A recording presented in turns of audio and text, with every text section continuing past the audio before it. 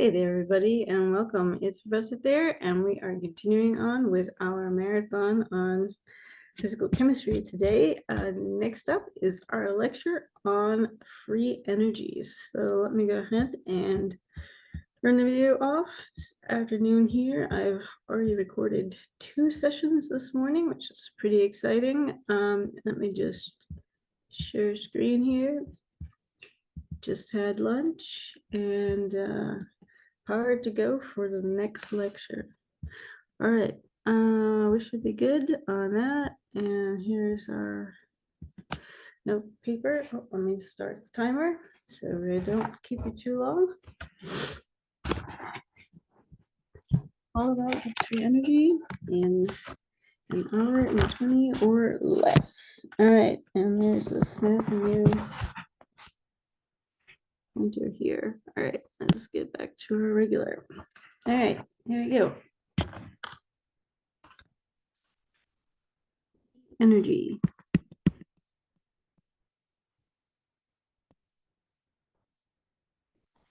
All right. So up to this point, we've now seen a couple of different pieces of information. We've seen that DS entropy is greater than 0 for spontaneous.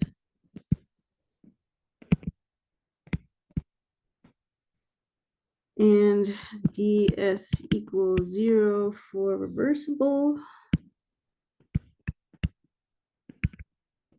Right, because that means it's an equilibrium.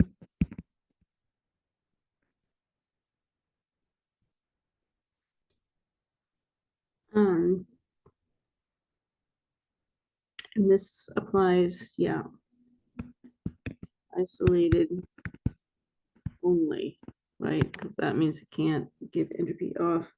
What if the system is not isolated, though?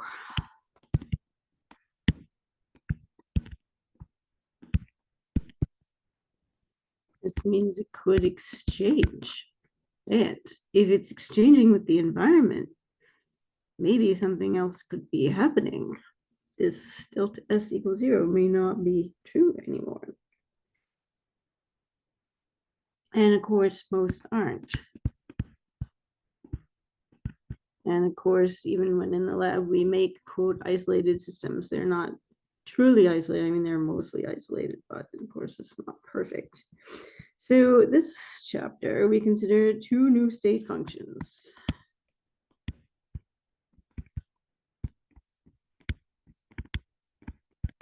Gibbs and Helmholtz. Let's try to spell it. Hey, did my eraser go away? Uh-oh. I think I might have lost my eraser because I changed these things. That's all right. Wait, this is not good. All right, where's my eraser? Oh, there it is. All right. Sorry, I'm still getting used to this tablet and drawing with the pen, but it's pretty cool. It's pretty intuitive, actually. Okay, Gibbs and Helmholtz. It deals with spontaneity.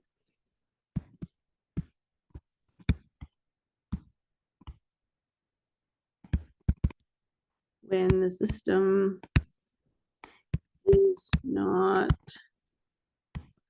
isolated. Probably heard of Gibbs free energy and Helmholtz free energy before. All right. So let's get into it. The size of the Helmholtz energy change determines the direction of a spontaneous process in a system at constant V and T. All right, so we're going to have Helmholtz free energy.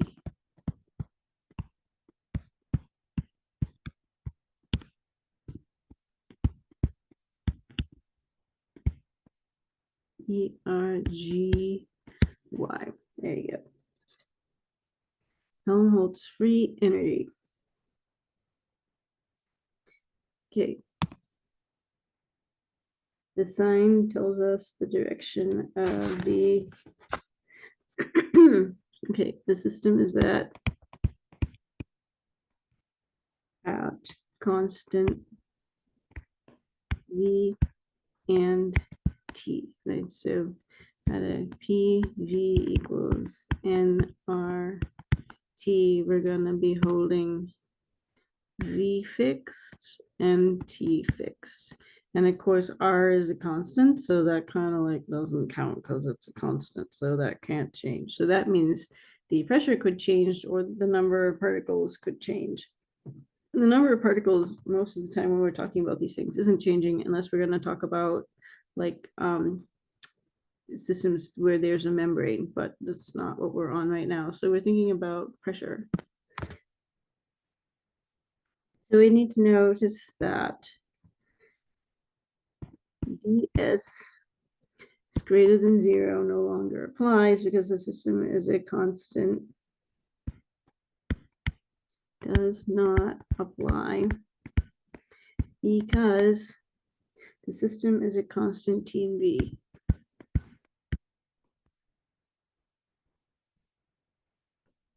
And V, yeah.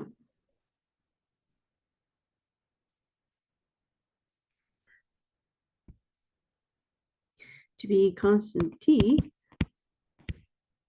how do you get that? The system needs to be thermally coupled to a thermal reservoir.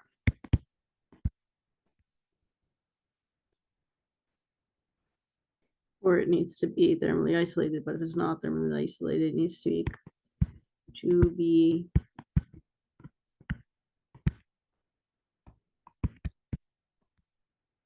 something that could heat it. Your room, when it gets cold, needs to get heated up somehow. It might be coupled to a furnace of some kind to heat it up so that it's constant temperature. But when we're talking about experiments, it would be like the room temp.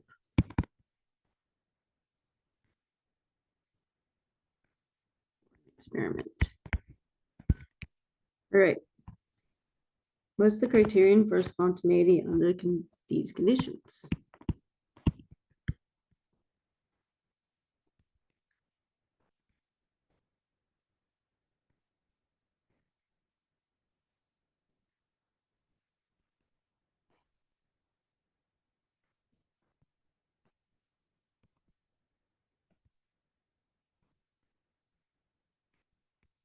I wonder. All right. So here we're gonna write out some things. Okay, so we're gonna start with the first law. Du equals dq plus dw. Great. Okay, let's substitute in the definition of work. Substitute definition of work. Okay, du equals dq plus negative p external dv. All right, except that I thought we said we had the constant volume. Yeah. So dv equals 0. So du equals dq plus negative p times dv, right? So this equals 0. So that means that this thing will be plus 0. All right. Next, we call this equation ds equals no greater than or equal to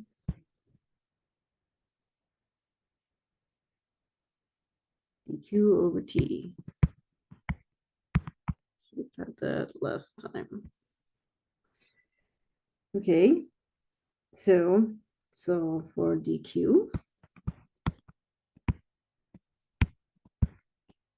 so we get tds is going to equal to dq. All right. Then we're going to substitute the equation above. We had this q up here, okay, and here's dq is equal is this thing. So we're going to put that up there. All right. That's what's happening this. But we're also going to pull along less than or equal to sign because of this one here. All right. So now we're going to sub in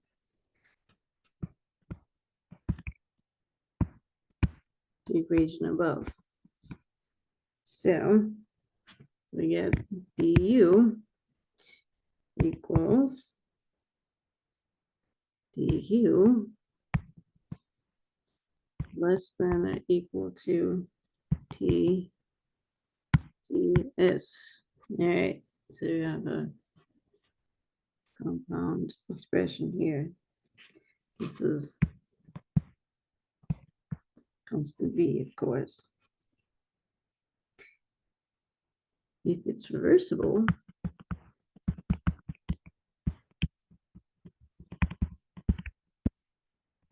right? U equals T S, because the equality sign holds when this is a reversible reaction. So there we go.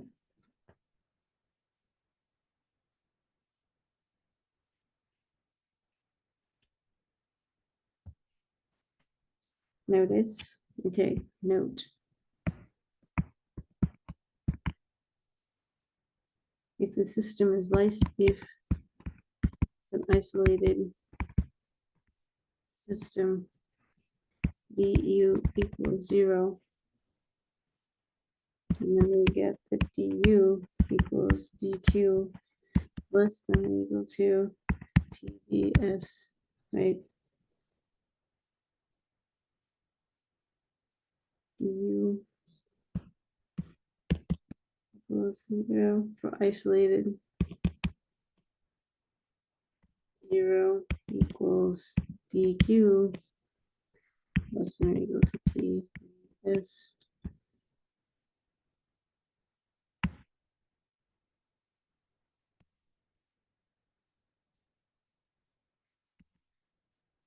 So you have this slight variation. It could be possible.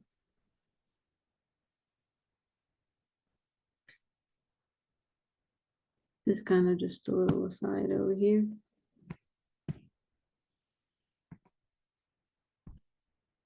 Du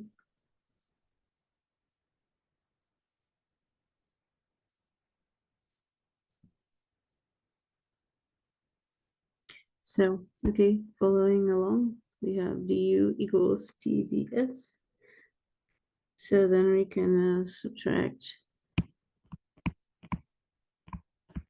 tds from both sides. That's continuing on from up this one. Okay, so you get du minus tds equals 0. So well, it could actually be like so, depending on the conditions. If t and v are constant,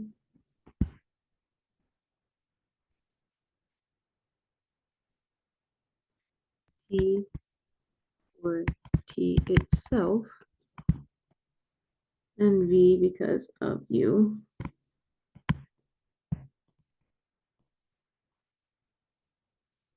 since it depends on work,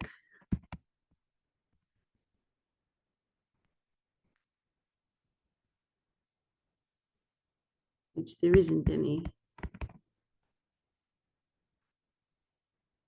How do we know there isn't any work? Because no delta v. So we're going to modify the equation to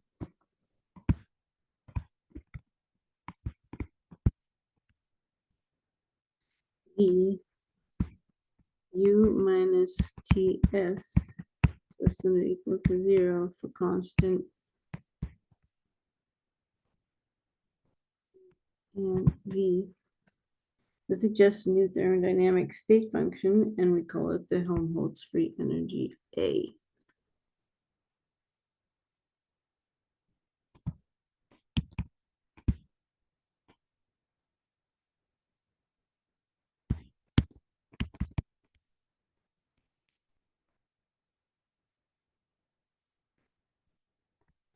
Helmholtz free energy.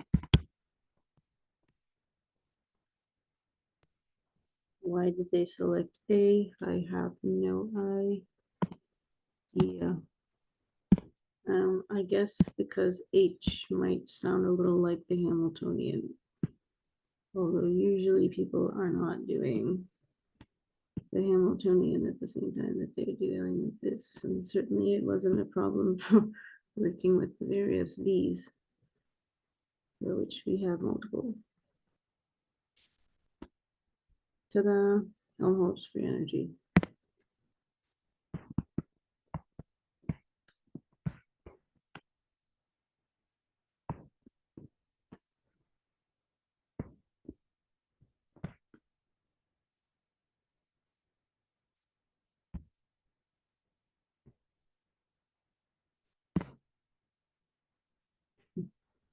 Or in other words, A equals U minus T.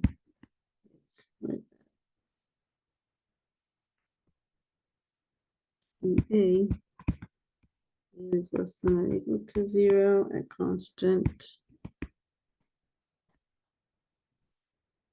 T and V. If there is an isothermal change with contributions from U and S separately,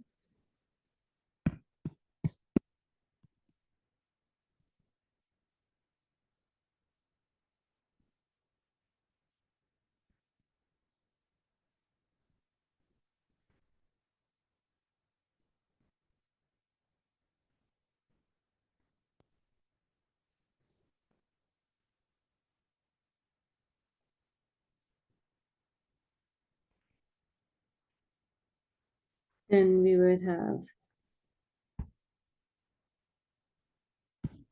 delta A equals delta U minus T delta S.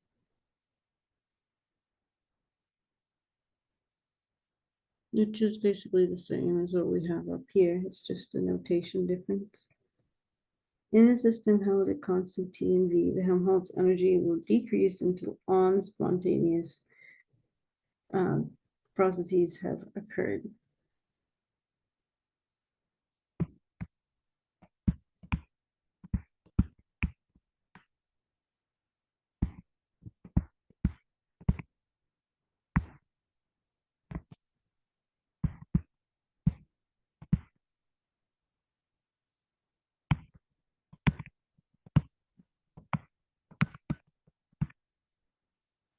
Energy will decrease. So for example, we talked about what happens in entropy, right? Entropy systems will run until the entropy equals 0. This will run until all spontaneous processes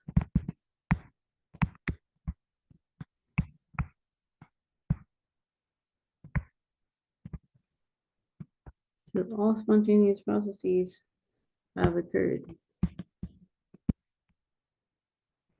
When will it go? Until all of them have occurred. When that happened, then the system will be in equilibrium. Equilibrium is achieved. A will be at a minimum.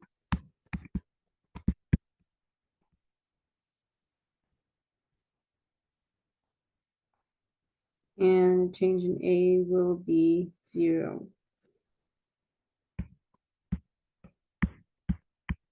There'll be no more change in A. This is a fluid point, not a negative.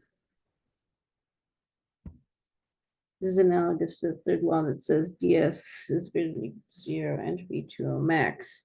in an isolated system. So the Helmholtz energy will decrease during a spontaneous process that occurs at constant temperature.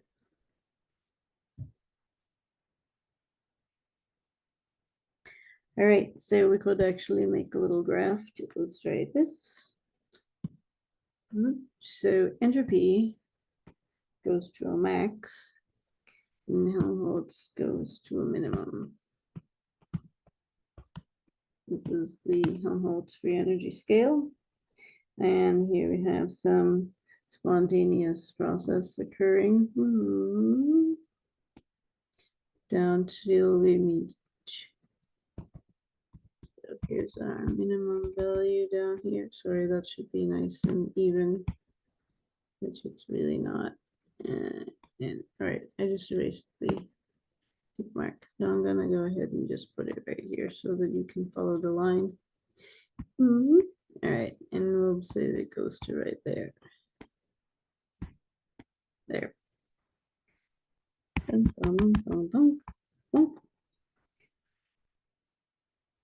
And this is some spontaneous process, right? And here we're following.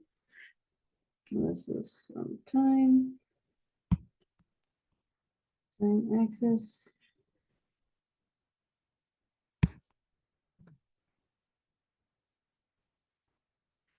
Okay, and the minimum value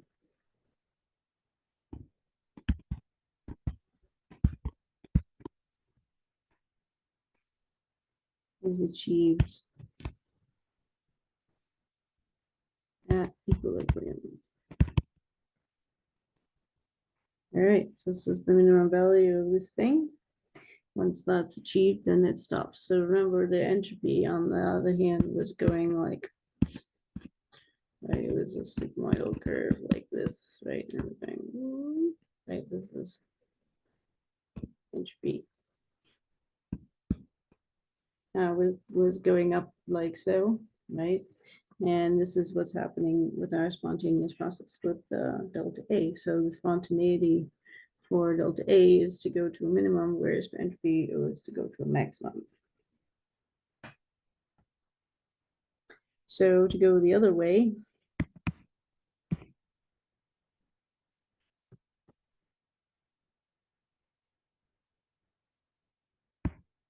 to make a process which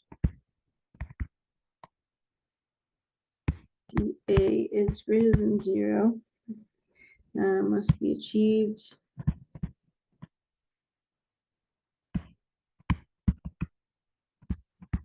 by doing work.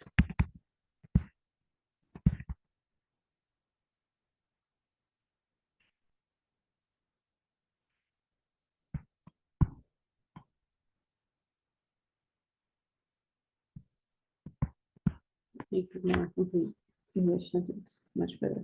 Okay. Similar to delta A,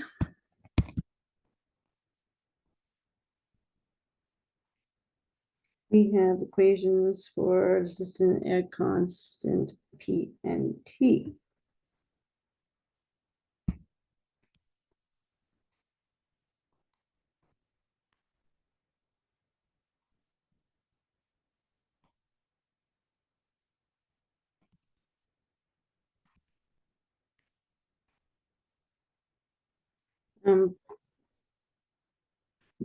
Most biological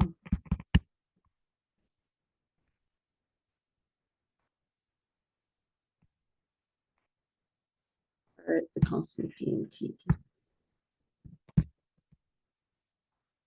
So this is why that is very useful. Yes. Oops, forget it.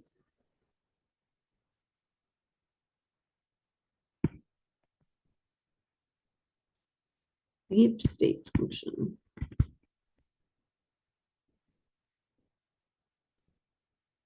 Delta G equals delta H minus T delta S. Very important equation.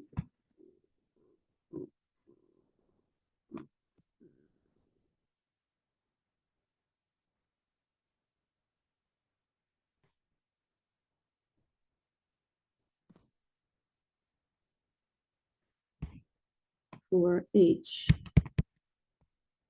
This is why Helmholtz does not use H, because this is enthalpy equals U plus PV. So let's just be clear. This is enthalpy.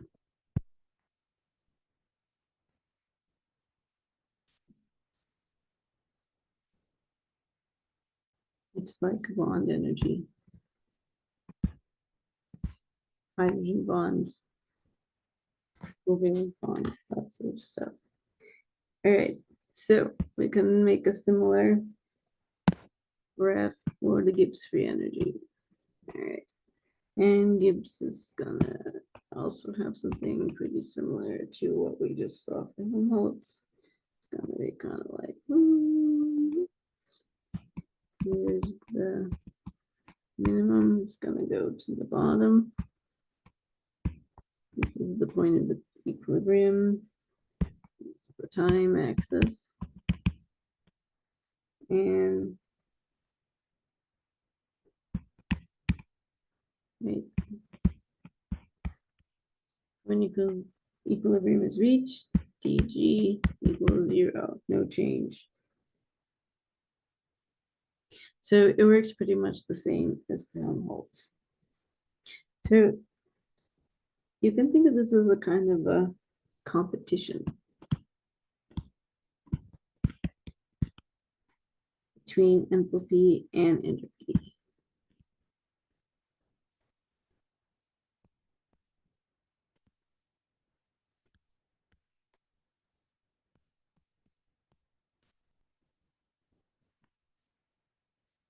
So delta G wants to be negative, equals delta H. So if you have bonding, you're going to have a negative delta H minus T delta S. Now delta S wants to be positive. So this means you have a negative delta H, means you have good bonds. And delta S means you have good entropy. But now remember when we talked about the molecules, we had a little bit of discussion about what's good for entropies. And entropy is good when things are able to move around. But if things are bonded, like think of a protein, if a protein is folded, that's good for the interaction energies because it's folded. But it's bad for the entropy because it can't move around. So you see that these two things now are going to be competing with each other.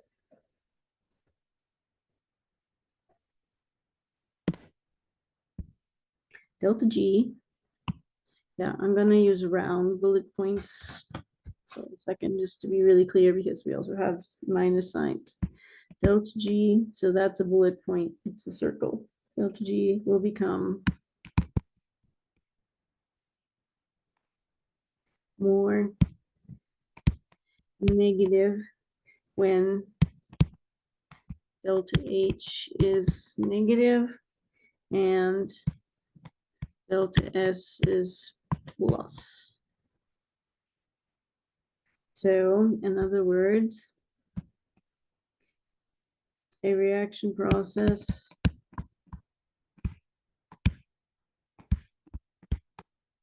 is more spontaneous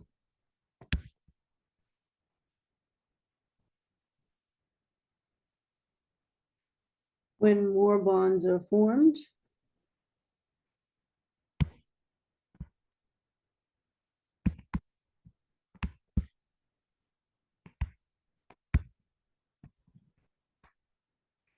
when greater entropy is achieved.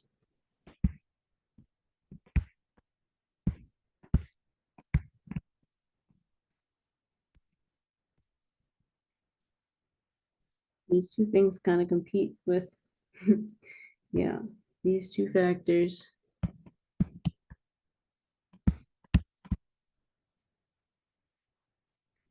with each other.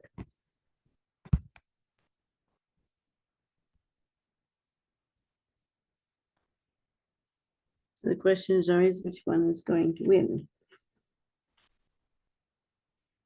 So to get better bonds, molecules lose translational freedom. But when you lose the translational freedom, the entropy becomes worse. So to get better entropy, molecules must orient themselves in more ways. So in order to add new ways, molecules need to break bonds, which is unfavorable for enthalpy, right?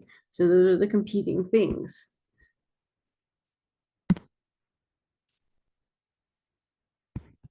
To get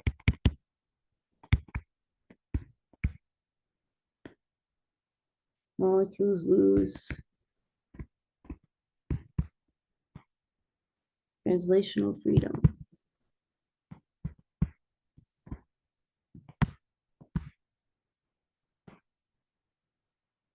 Losing translational freedom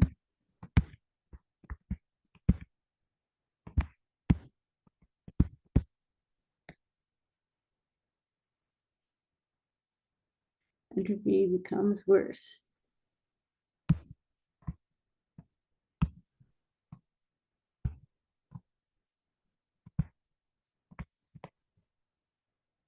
Get better entropy,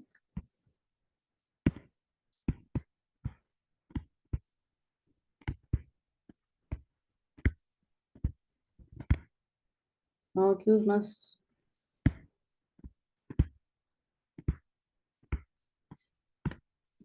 have more configurations. But this is bad for the bonds. To do more configurations, they lose bonds.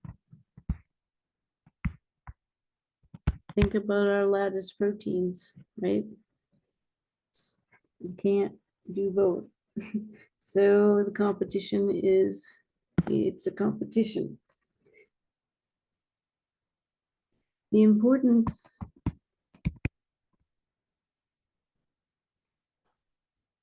of these factors is modulated by the delta T.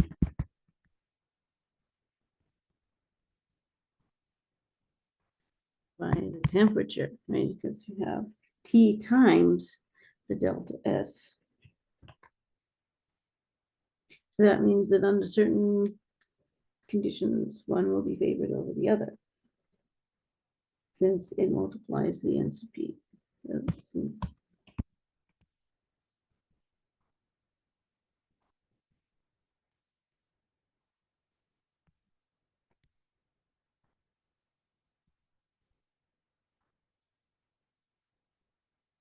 So what are the implications of this?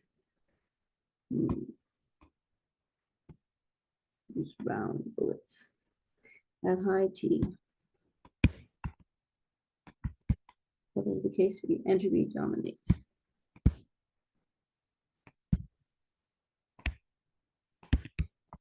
Okay, so when the temperature is high, the entropy increases because we have a higher temperature, and also T multiplies the delta S term mathematically. More T means you have more moving molecules.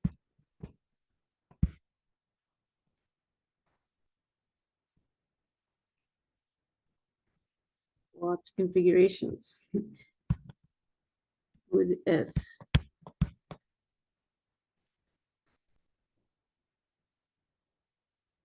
Okay, and then at low temperature,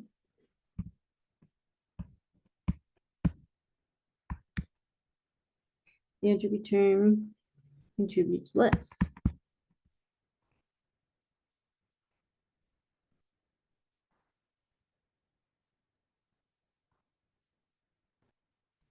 Right? That the enthalpy will more or less be fixed. It's a sort of like a threshold, and you're dialing above or below by the temperature. And the enthalpy becomes most important.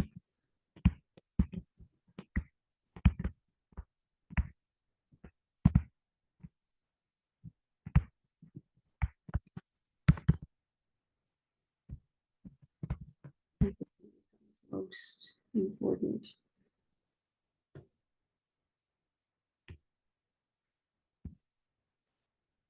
This is totally consistent with crystal formation.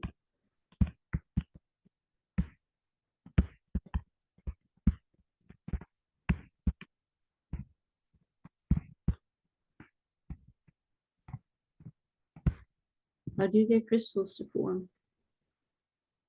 You decrease the temperature. Crystals mean molecules are not moving much. They orient themselves in just one way. Good enthalpy, low temperature, low entropy, and it happens because the enthalpy is good. It's dominated by the enthalpy of the temperature. All right, so we also need to talk about then the Maxwell relations. Before we do that, though, we also mentioned that this also can dominate protein folding, which we will talk about in problem sets.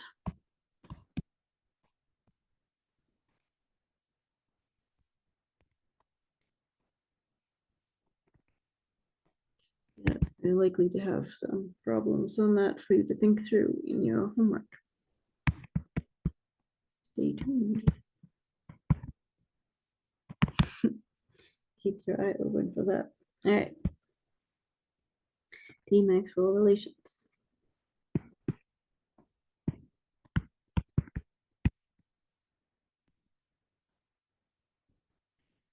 Yes. All right. This is thermodynamic functions cannot be measured directly and are not that useful in the lab. So we write the relationships among functions that we can ascertain relationships in terms of quantities which can be measured in the lab, right? So this is the problem. Observables cannot always, there's only some things we can measure, right? It's not so you can measure how much stuff you have in the lab, like you might be able to take the mass of it, or the density and the volume of it, so you can figure out how many particles you have. You can measure the temperature, but like how much Gibbs free energy do you have? That might be a little harder to ascertain, but math can come to the rescue for us here. So most of the thermal functions cannot be measured directly.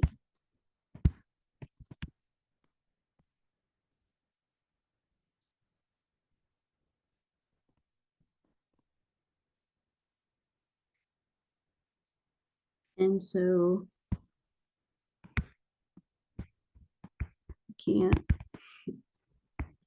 observe them in the lab. So what good is that? So what we need to do is math comes to the rescue.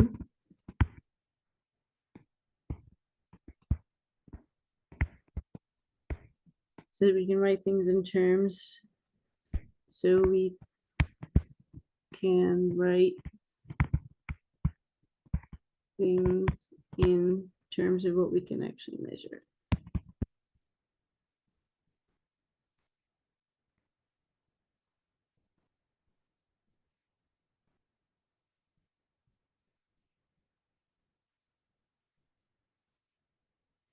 That's the whole point of the Maxwell relations.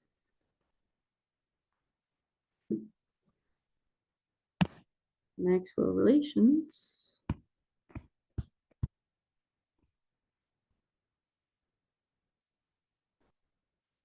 equate something measurable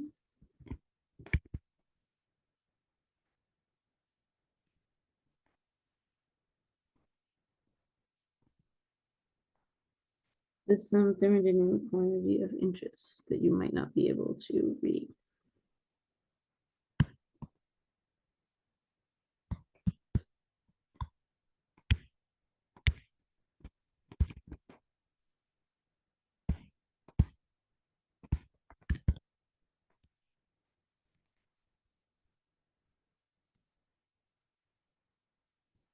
All right. So something like this. dP over dt at constant volume equals ds over dV of P. Okay, so here we have some measurable stuff. Can you measure pressure, temperature, and hold the volume constant? Yep, that can be done. This is a thermodynamic interest. The thing about the Maxwell equations is you look at this and you say, what the heck does these things have to do with each other? The beauty of it is that you don't really have to worry about that. It's all in the math. So this tells us how to determine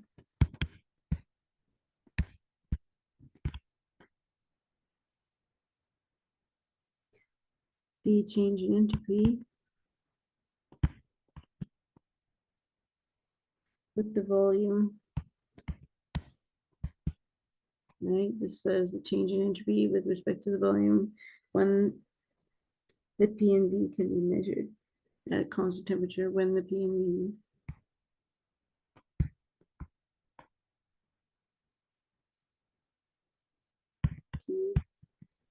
can be measured. Let's just take a look at this and make sure we understand how to read this. So this tells us that we want to understand what is the change in the entropy with respect to the volume at constant temperature. That's what this says. And here, this is going to be the thing we can actually measure. So we're measuring the change in pressure and the change when the pressure and temperature can be measured, right? This is the change in pressure with respect to temperature. This means you'd be modulating the temperature and reading out the pressure, but you know what the temperature in, because this is like some info you put in, and this is the resulting value that comes up, kind of like a function in a constant volume scenario, right? So this is possible to do in the lab. This is not possible to do directly, but it's really pretty cool that those things are equal. So it might be kind of useful to understand like why is there this one, and there are other Maxwell relations as well. They're not just one of them. So we'll see a couple of them.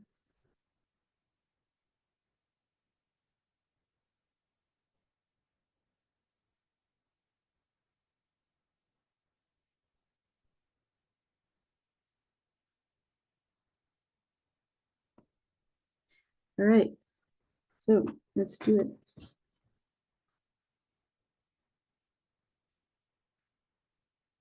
This one allows one to determine how the entropy changes with the volume when P and T can be measured. Got it. Okay. Oops, nope, wrong thing. Let's do this one. Integrate both sides.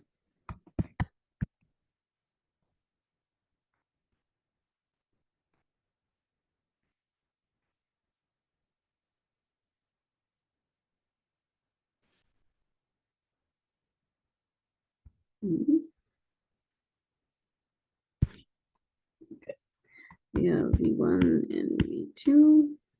And we have the change in pressure over the change in temperature at constant V. And now we're going to integrate this. So this side, V1 to V2, ds over dE at constant temperature.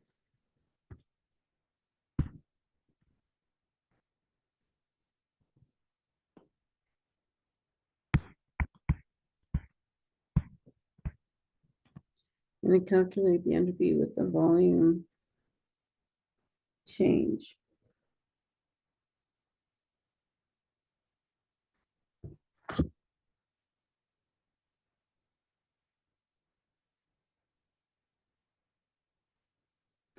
All right, so delta S equals V1, V2, VP, VT,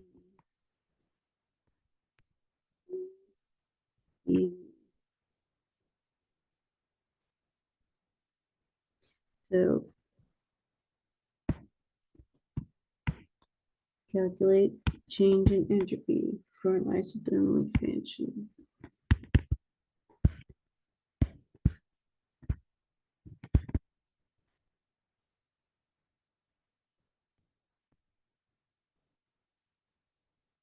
Yeah, okay. These bars, by the way, mean molar.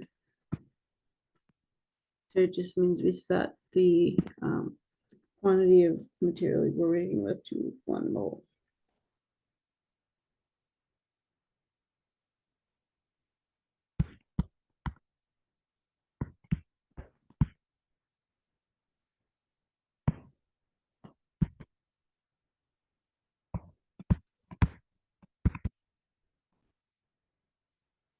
It obeys the equation of state.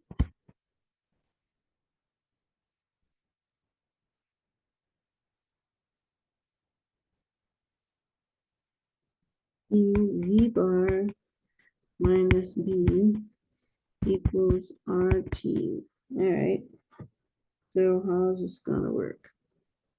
So delta S equals V1 to V2. These are molar quantities. dP over dt constant V V bar. Right. So given E of V bar minus B equals RT. Right, this is given. And next we want to solve for P. So P equals RT over V bar minus B. This is what we're doing over here. This is, how do you know? How do you know that? Well, it's because we're looking at this equation here and it's telling us what we need to do. It's saying we need to solve for pressure because this one is the one that's on the top, right? The pressure with respect to temperature. That's how I knew to solve for P. And I just took my equation that I was given and I solved it for P. That's how I knew what to do.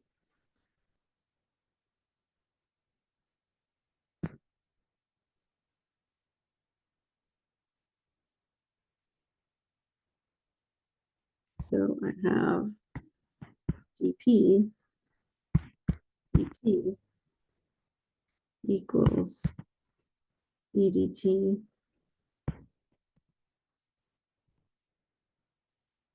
RT over VB. V bar minus, let's see, V bar minus B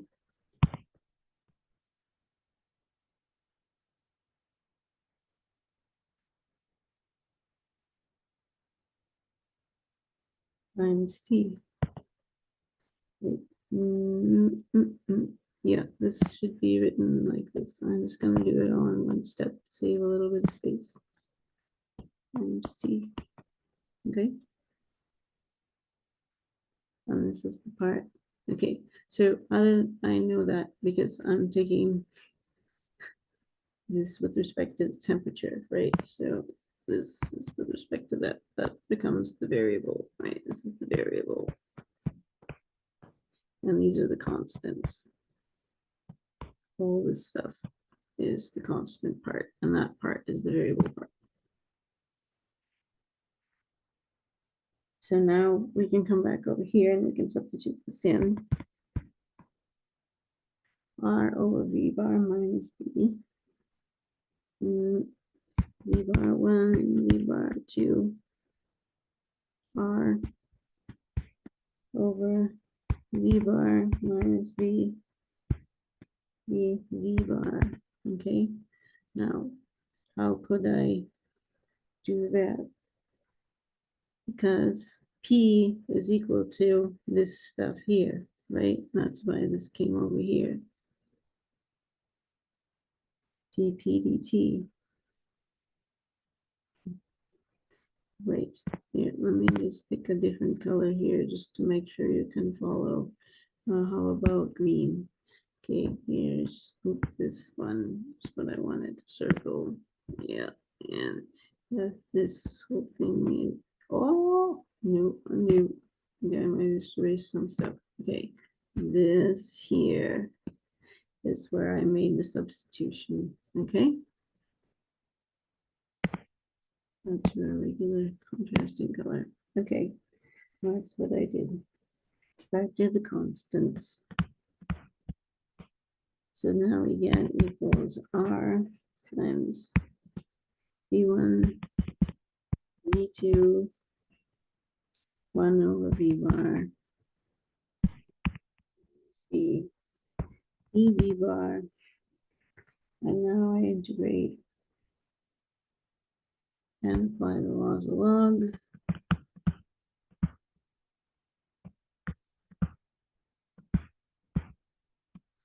All right, so I'm kind of, we've been through these things before, so I'm not gonna write out the subbing in all the upper and lower and so on. I'm gonna jump to the answer, so it's gonna be V bar 2 minus V, and V bar 1 minus B, right? And that is our answer for that. There are a number of Maxwell relations which can be found by doing similar math problems. So I think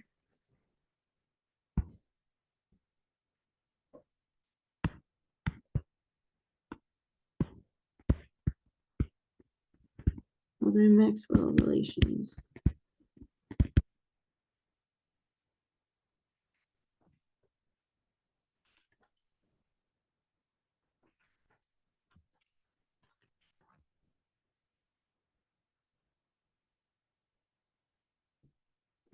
U, U, T equals negative P plus T dP over dt at constant V.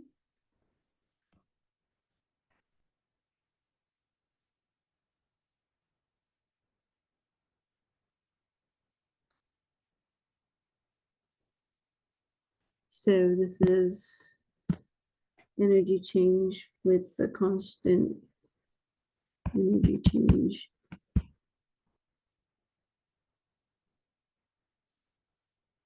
with volume at constant temperature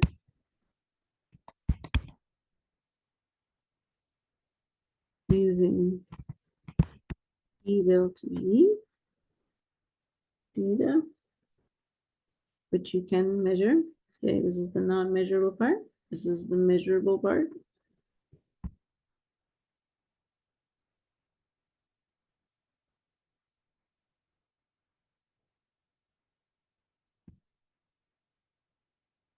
We have the heat capacity, Maxwell heat capacity.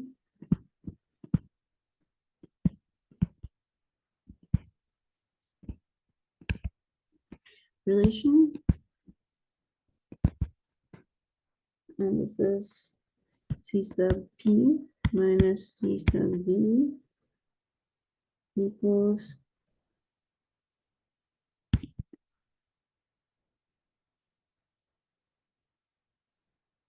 D squared CV over K. No, that's not right. This is an alpha. That look like an alpha. Like, what's alpha? Or alpha equals 1 over V dV dt at constant pressure. This is the coefficient of thermal expansion.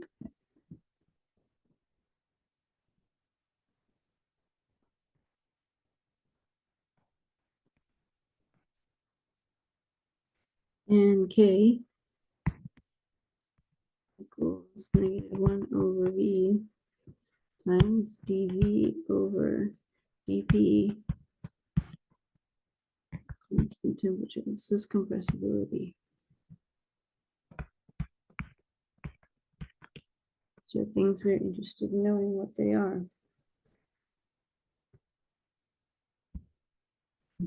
The important thing about this is the difference in the heat capacities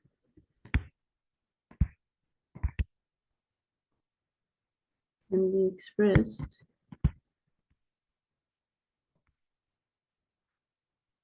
in terms of familiar physical quantities.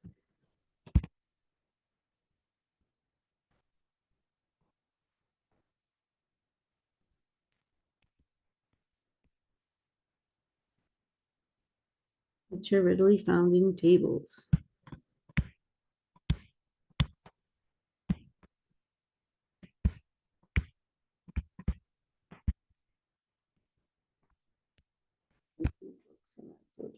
Or these days, you just look online.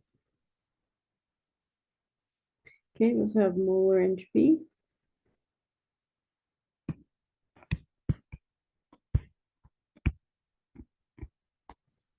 Is a function of P.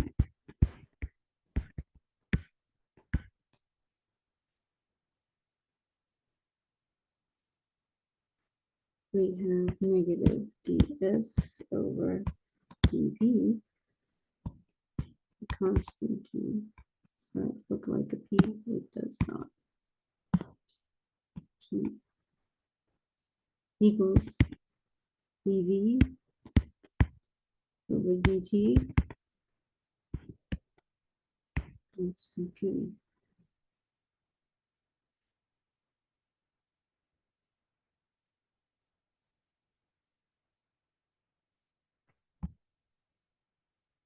It can be shown that the delta S equals this integral then d1 2 dV dt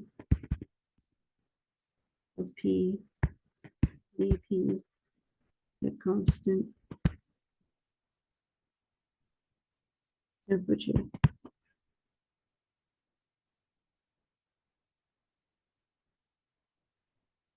So in other words, integrate U, integrate dV over dt when it's accessible to data from some low P to pick a low pressure to some arbitrary higher P2, and you get something out like this. Here is, for example, the molar entropy of ethane.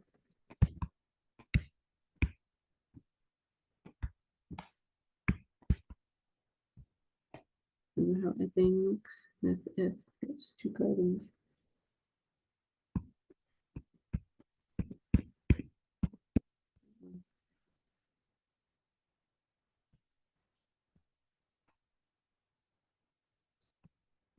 Molar entropy and joules per Kelvin mole.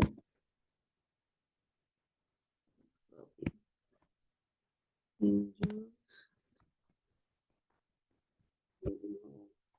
Okay, the scale, so we go from 80 to 40, and it looks something like 600.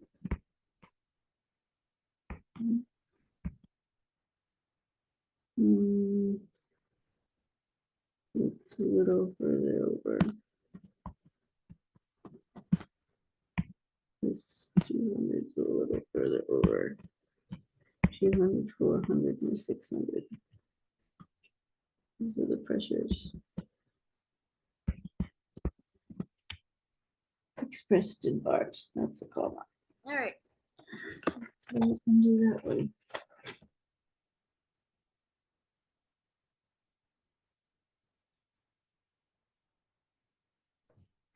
All right. Next, I'm going to show you how to derive the thermodynamic equation of state.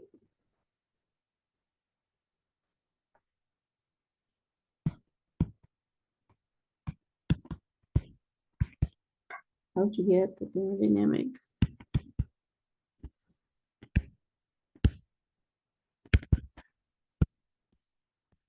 equation of state.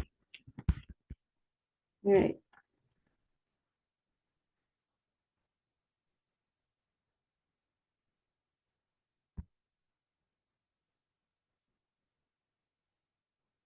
And it shows enthalpy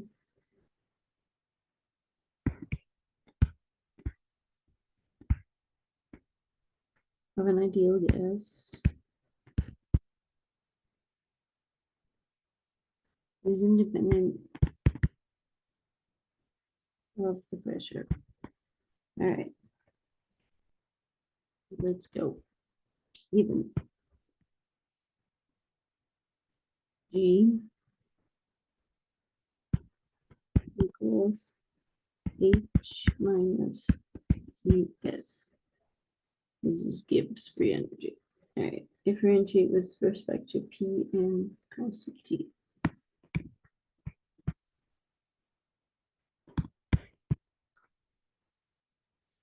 dg over dp, the constant T equals dH over dP,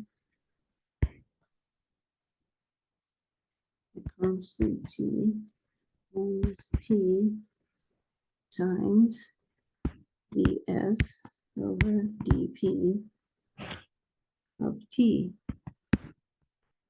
All right, so they've all been with respect to T, right? And I just took the derivative with respect to P of all of these things. So what you do to one side, you do the other. I'm differentiating with respect to P at constant T. That's what happened here. Now, here's another given expression from the Maxwell's. dg over dp of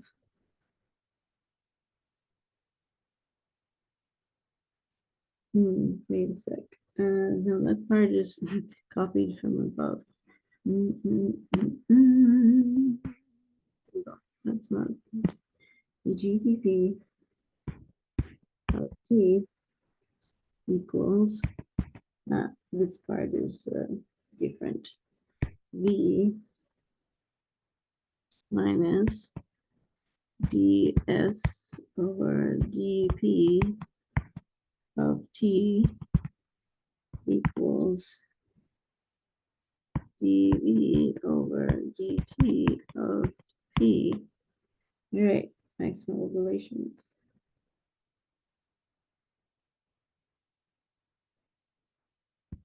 V equals dH over dP of T plus T times dV dt of P. All right, now we do some rearranging. It's a little tricky to see where all the pieces come from, so hold on just one moment and we will help you to see all of that. Rearrange, and we have dH over dP of T equals V minus T times dV over dt of P. Ta-da, this is the thermodynamic equation of state.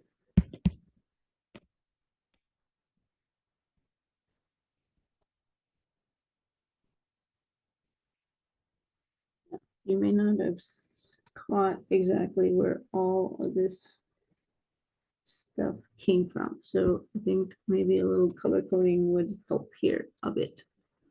So let's get some color coding going here. All right, DG, DP of T. It's gonna be this.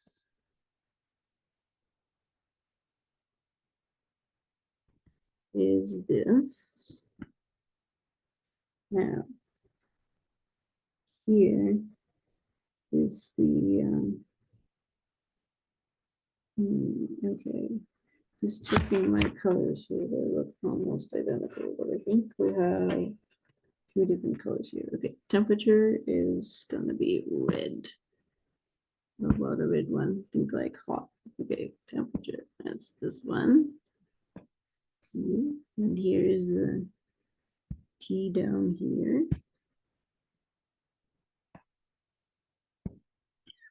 That went to there.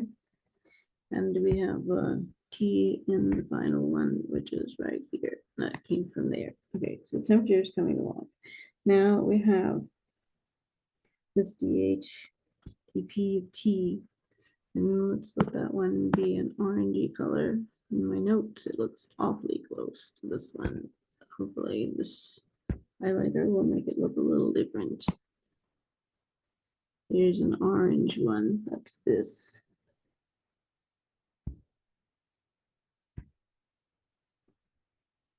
That's this one. So this came down to here. This T came from there.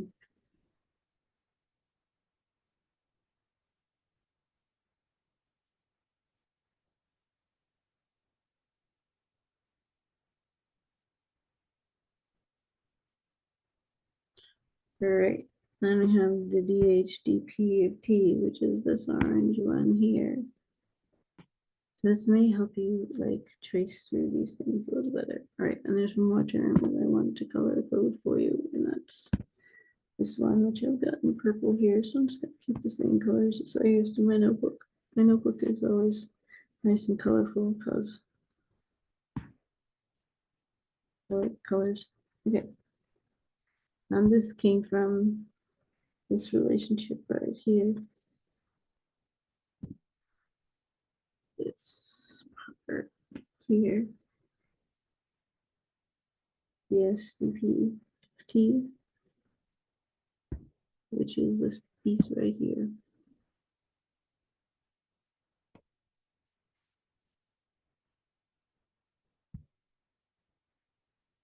All right, so hopefully that sort of like helps you follow how these things got manipulated, because it's just a little complicated, but you can rearrange and you can get out the thermodynamic equation of state.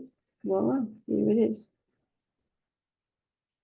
And the thermodynamic equation of state is useful because this allows the calculation of pressure dependence of H from EVT data. These are things that we can do. All right, and there are two more. Okay, so that's an important one. And then there's also two more Maxwell relationships about entropy.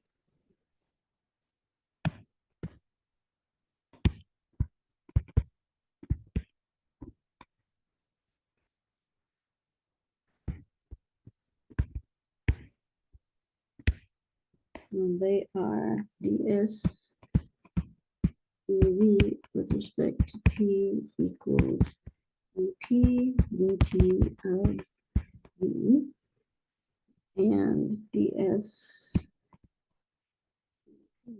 of negative dt of p.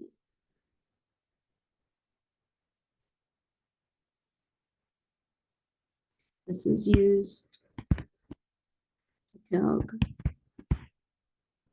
the entropy of the volume with respect to EVT data. And this is used to calculate NGP is a function of pressure with respect to with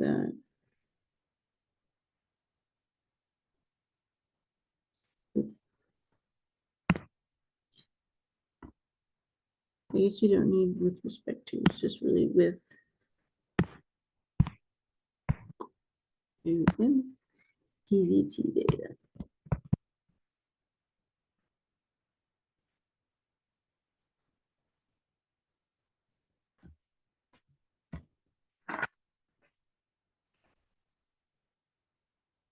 All right. So what I would like, what I would like to talk to you about next.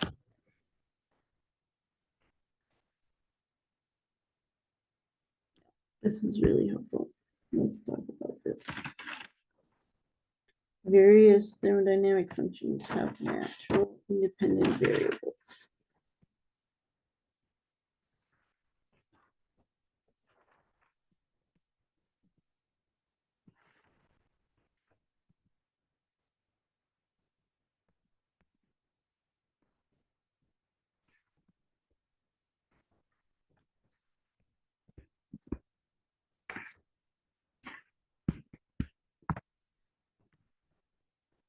Okay, this table shows you the thermodynamic equation, its total derivative, and the variables that work with it.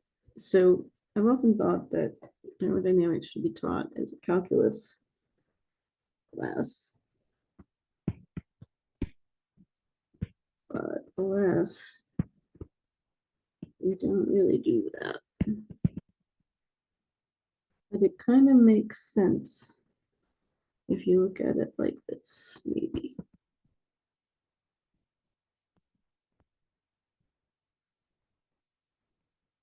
And the natural variables. What this summarizes all the things you might want to measure.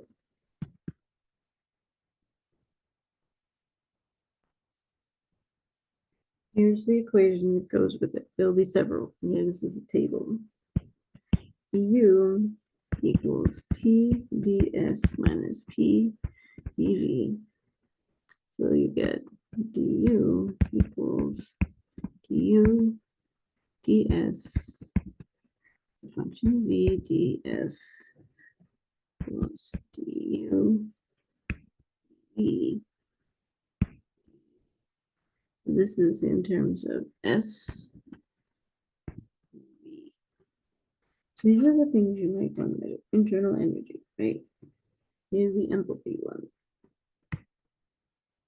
So this more or less tells you how you could actually get it variables so you could measure to see things you want. T ds plus v dp. So you do dh equals dh ds h. So p ds plus dh dp is dp. This is for S and P. There is entropy. So for entropy, we have ds equals 1 over t du plus p over t dv. So ds, make sure it's clear when one equation stops, the next one starts. ds equals ds du v du plus ds dv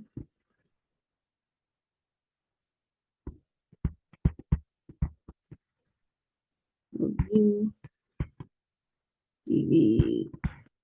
This is U V. Helmholtz. The Helmholtz one is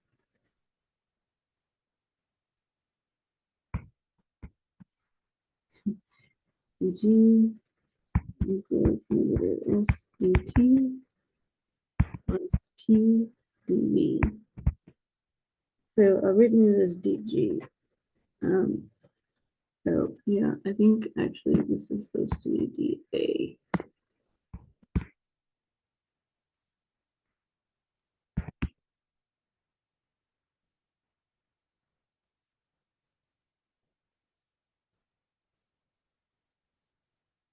dA equals dA dt. So V dt plus dA dV minus plus oh no, that's not right.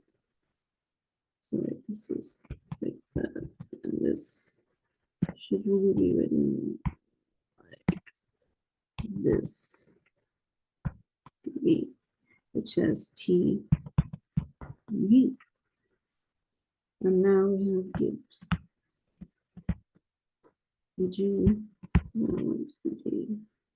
That's negative S dt dp. dg equals dg over dt.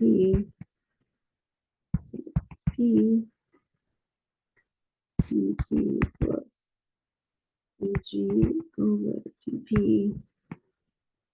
So T P, which has T and P. All right.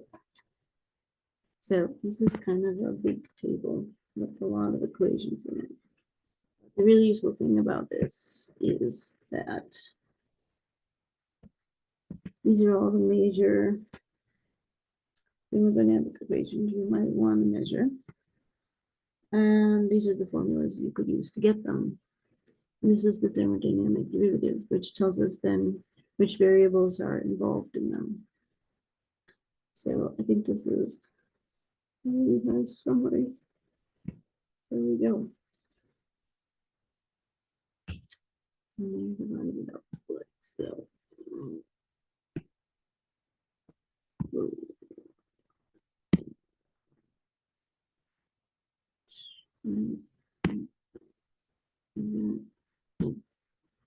I just accidentally crossed something out that I didn't want to cross.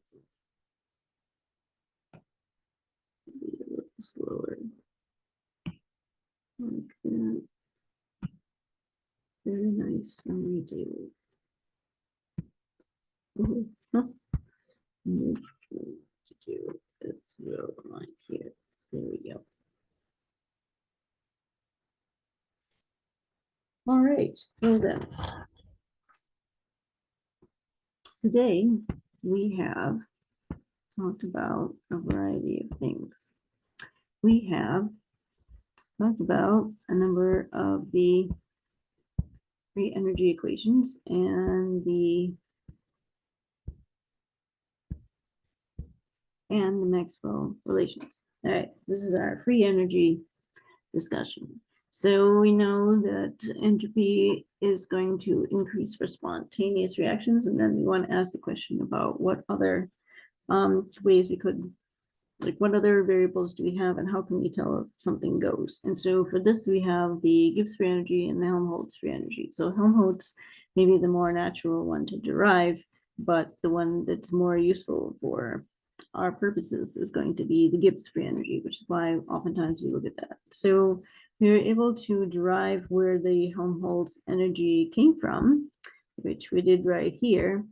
And this is for constant temperature and volume. However, those are not necessarily the criteria we would be most interested in using, but would illustrate some very important property, and that is that the Helmholtz energy is moving downwards to a minimum. That's what a spontaneous reaction would do. Whereas the entropy, as we saw in previous lectures, would be going up until it reaches maximum mixing, right? Which would be the sigmoidal curve being shown here. So to make a process go, you would have the change in the Helmholtz free energy would be going down to the minimum, as this graph right here shows. Oh, yes, and I should even have a pointer now. Oh, yeah, that's great. Oh, it writes on the writes too. Oh, and then it erases. Is that how pointers work? Yeah, they do. Okay, perfect. So here's a very nice graph. We can see that indicates about it going to minimum, whereas our entropy is going to a maximum. So we also saw that we have the Gibbs state function, which we have right here. Delta G equals delta H minus T delta S, right? And Gibbs, just like Helmholtz, is going to a minimum when it gets to equilibrium. And we talked about the competition that this illustrates, because this is something that happens quite a lot in biomolecules. So we talked about this in the context of like crystals and also for protein foldings. You can kind of hinted at that, but I'll leave it for you to work out exactly how that happens in terms of protein folding.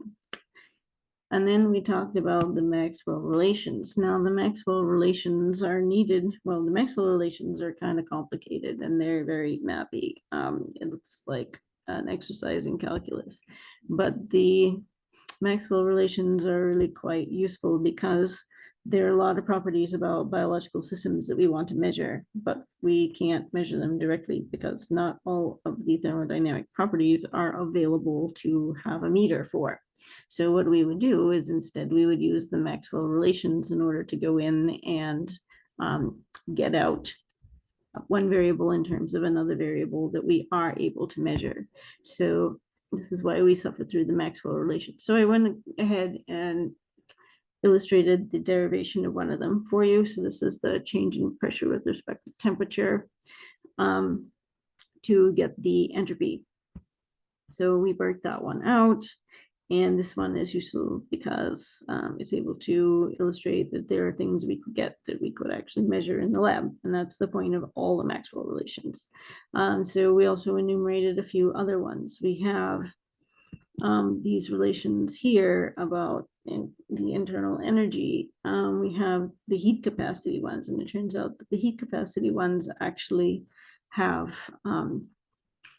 things you might know about: coefficient of expansion and compressibility. So these are some things you might actually know and have heard of before, and it comes from Maxwell relations, so you can measure them. All right. We also looked at the molar entropy as a function of pressure. That's another Maxwell relation.